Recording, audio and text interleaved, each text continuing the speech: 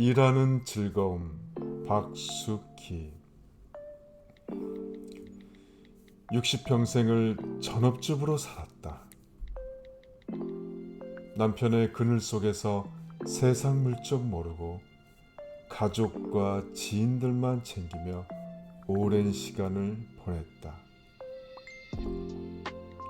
그러다 두 손자를 본 할머니가 되어서야 직업을 가졌다. 갑자기 찾아온 갱년기 우울증 때문이었다. 극심한 고통 속에서 생명의 끈을 놓고 싶었던 적이 한두 번이 아니었다. 하루는 의사가 집에만 있지 말고 밖으로 나가보라고 당부했다. 이대로 주저앉을 수 없어 요양보호사가 되고 싶어 학원에 등록했다. 느지막한 나이에 시작한 공부가 쉽지 않았지만 당당히 시험에 합격해 요양보호사가 되었다. 요양원에서의 첫날은 혼란스러웠다. 어르신들도 나름 열심히 살았을 텐데 가족과 떨어져 지내는 게 얼마나 안타까울까. 아이처럼 우는 사람, 욕하는 사람, 하루 종일 자느라 식사 시간도 잊은 사람, 치매 유형도 여러 가지라 어려운 일이 많았다. 그럴 때마다 힘이 된 건 조건 없이 사랑을 나누는 사람들이었다. 무보수로 세탁과 청소를 도와주는가 하면 팔다 남은 빵이나 과일을 기증하는 사장님도 있었다. 어느 한의원 원장님은 직원들과 와서 수지침을 놔주며 한약까지 건넸다. 매달 실버 악단이 들려주는 노랫소리가 울려 퍼질 때면 세상이 알아주지 않아도 자기 자리에서 최선을 다해 봉사하는 사람들이 참 많구나 라는 생각이 들었다. 그래서 세상은 아직 살만하다는 충만함에 미소 지었다. 나 역시 작은 힘이라도 보탤 수 있어 다행이다. 앞으로도 부끄럽지 않은 요양보호사가 되고 싶다. 오늘은 강원도 원주시 박숙희님 일하는 즐거움이었습니다.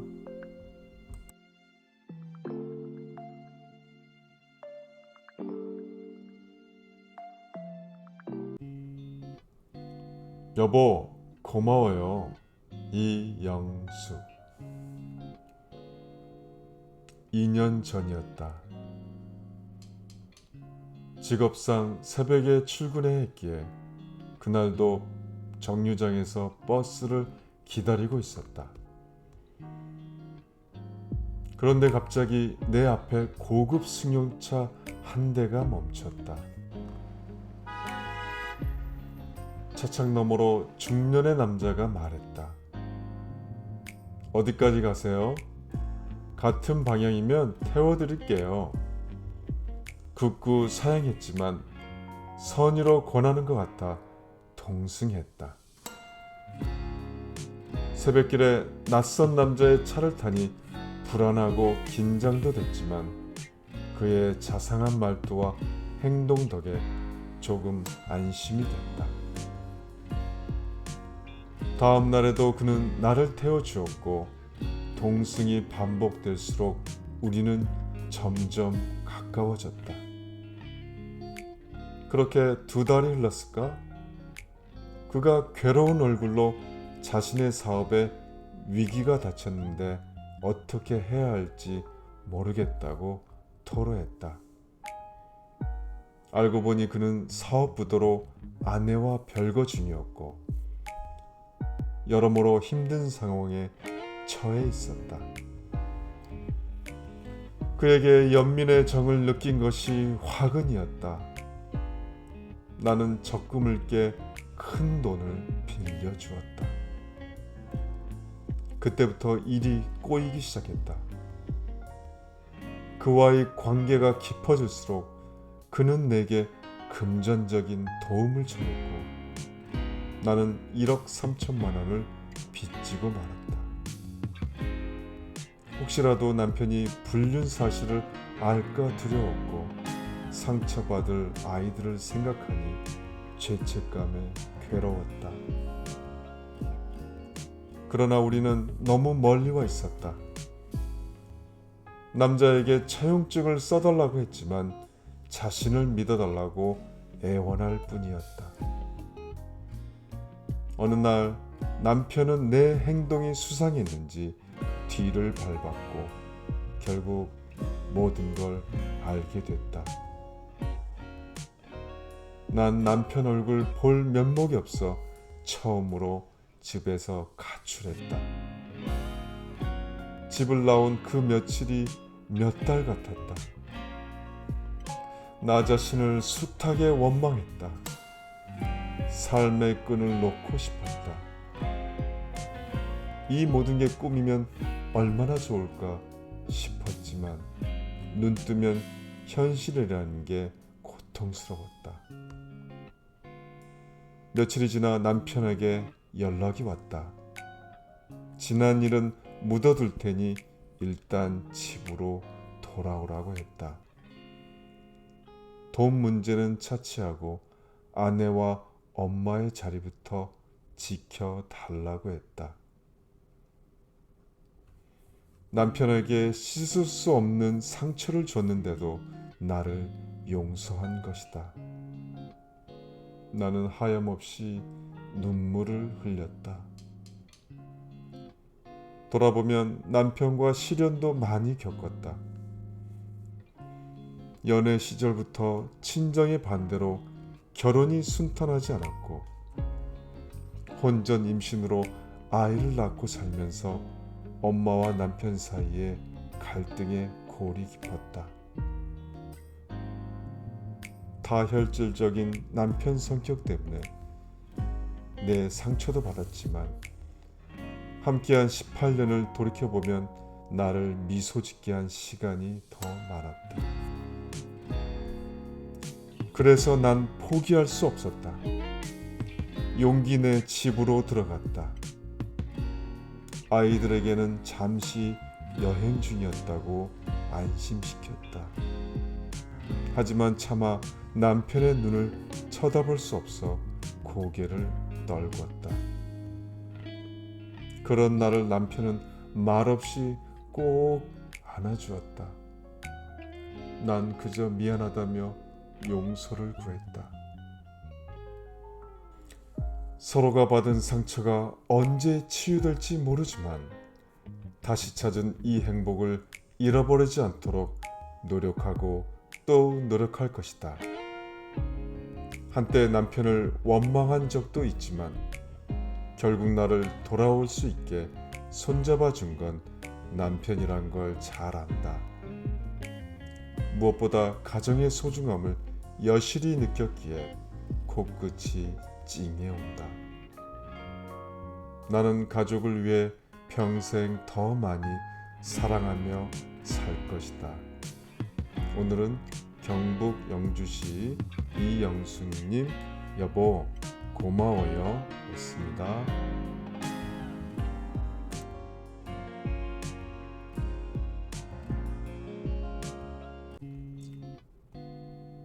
꼭 지켜야 할 약속. 강이은. 아들의 담임 선생님에게 전화가 왔다. 승우는 학습 지도가 느립니다. 계속 이런 식이면 점점 더 뒤처져 힘들어지니 어머니께서 좀 더 신경 써 주세요. 아이가 더딘 것이 내 잘못 같아 낯이 뜨거웠다. 부랴부랴 서점에서 문제집을 사와 아이를 닥달했다. 너 이제부터 이 문제집 매일 풀어. 알았어? 어서 한 장 풀어. 아들은 아무 대답도 않고 책상에 앉아 문제집을 풀었다. 얼마 뒤 엄마 다 했어요 하며 문제집을 가져왔다. 써놓은 답을 보니 어이없었다. 쉬운 문제에도 엉터리 답을 적은 것이다. 나는 아이에게 화를 내며 쏘아붙였다. 승우, 너 정신 똑바로 안 차릴래? 너가 문제를 제대로 안 읽으니까 틀리지. 아유, 정말 바보야. 너 때문에 엄마가 창피해서 못 살겠다. 설거지가 끝날 무렵 아들이 나를 불렀다. 뒤돌아보니 등 뒤에서 쭈삣거리며 서 있었다. 왜 하고 성가시다는 듯 물으니 꾹꾹 접은 종이 한 장을 내밀었다. 아들이 방으로 들어간 뒤 편지를 읽었다. 엄마, 저도 자랑스러운 아들이 되고 싶은데 정말 죄송해요. 제가 바보처럼 엄마를 창피하게 만들어서 이젠 저 싫어할 거예요? 엄마, 앞으로는 노력할 테니 저 미워하지 마세요. 사랑해요, 엄마. 가슴이 미어졌다. 편지 군데군데 아이가 그려놓은 하트 모양이 내 가슴을 콕콕 찌르는 것 같았다. 편지 마지막엔 적힌 사랑해요 라는 말에 나는 흐느끼고 말았다.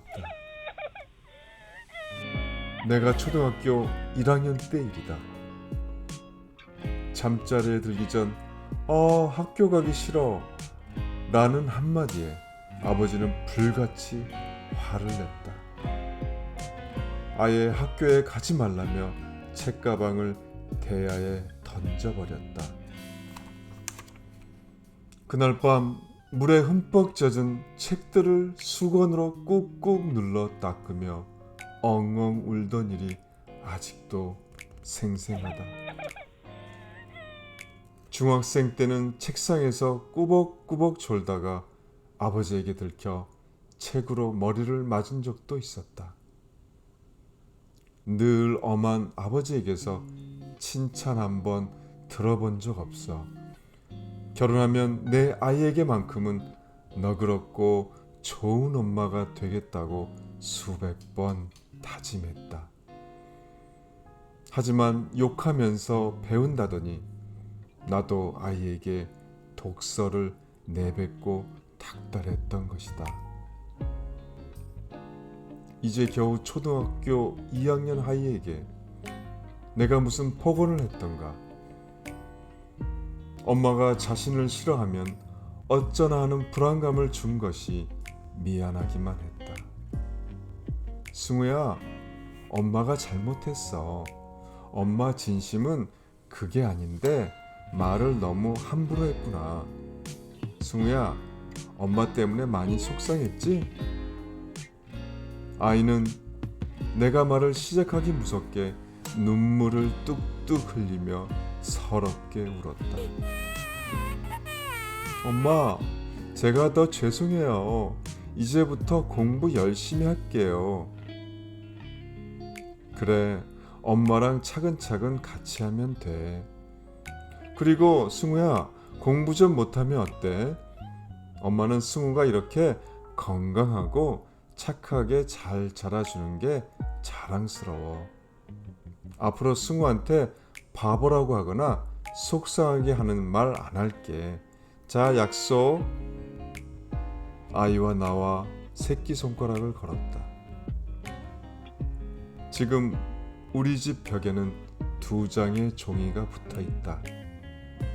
한 장은 그때 아이에게 받은 편지, 또 한 장은 태교 일기의 일부분이다. 엄마가 너에게 많은 것을 바라거나 간섭하지 않을게. 건강한 몸과 마음으로 잘 자랄 수 있게 도와줄 거야 라고 쓰여 있다. 승우를 가졌을 때의 감사와 기쁨, 오로지 아이의 건강을 바라며 쓴 일기였기에 화날 때마다 그것을 보며 초심을 되새긴다. 그날 이후 내 잔소리가 완전히 사라진 것은 아니지만 아이와 약속한 것처럼 독이 되는 말만큼은 하지 않으려고 노력한다. 아이가 어린 시절을 떠올렸을 때 입가에 미소가 번질 일들이 많도록 더 사랑해 주리라. 오늘은 경북 포항시 강이윤님 꼭 지켜야 할 약속이었습니다.